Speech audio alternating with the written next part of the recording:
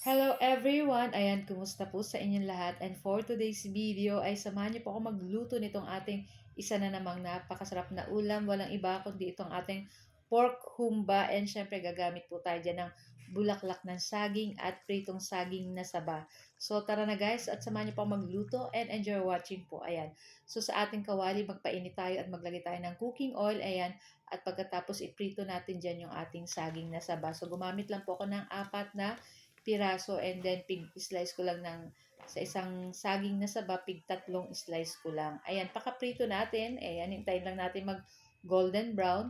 Tapos hanguin na po natin yan and iset aside natin. And pagkatapos, ilagay na rin natin dito yung ating pork. Ayan, so yung ginamit po natin ay liempo para may taba-taba po. Ayan. Tapos sangkapan na natin ng pampalasa ng asin at pamintang durog para may lasa na po yung ating liempo. Ayan. Tapos magtutubig pa naman po iyan. Ayan, kaya sangkutsahin lang po natin iyan. Tapos hintayin lang natin mawala yung tubig or lumabas yung tubig nitong ating liempo. So before that, takpan natin. And then after ilang minuto, ayan, so nawala na po yung tubig at nagmantika na rin.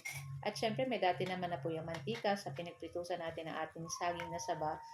Ayan, so sangkutsahin pa natin iyan ng ilang minuto pa.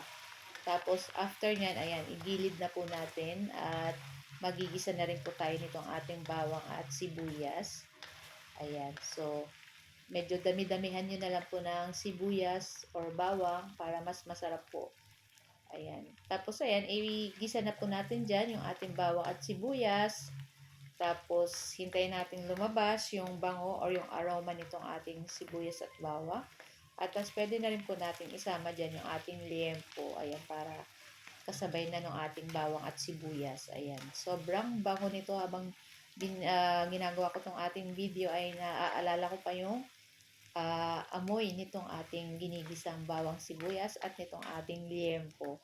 So, after nyan guys, timplahan na po natin ayan ng toyo or soy sauce. So, estimate nyo na lang po. Pakunti-kunti lang po yung lagay ninyo para at least kung medyo kulang, dadagdag na lang po tayo ng pakonti-konti. Kesa naman po maparami, hindi na po natin yan matatanggal pag maalat na. Ayan.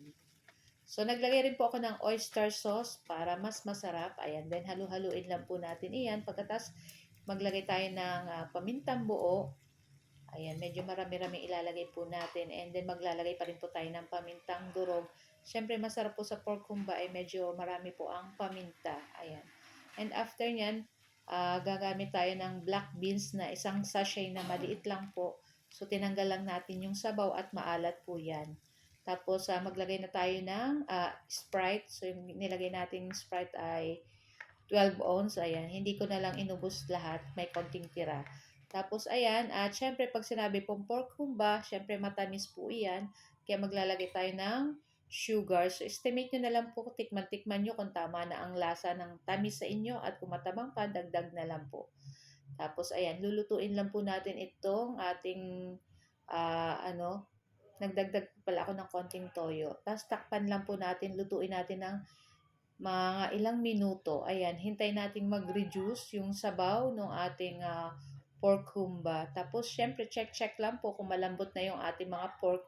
So, itong sa akin, guys, sobrang lambot na. Kaya, ilagay na po natin dyan yung ating bulaklak ng saging. Tapos, hinugasan ko rin siya, guys, sa tubig kasi maalat din po iyan. Ayan. Dapat mawala yung alat niya. Kaya, ibabad niyo po sa tubig or hugasan ninyo. Tapos, ilagay na rin po natin yung ating piniritong saging na saba kanina. At, yan na. So, excited na rin po kami kumain. So, guys, thank you for watching.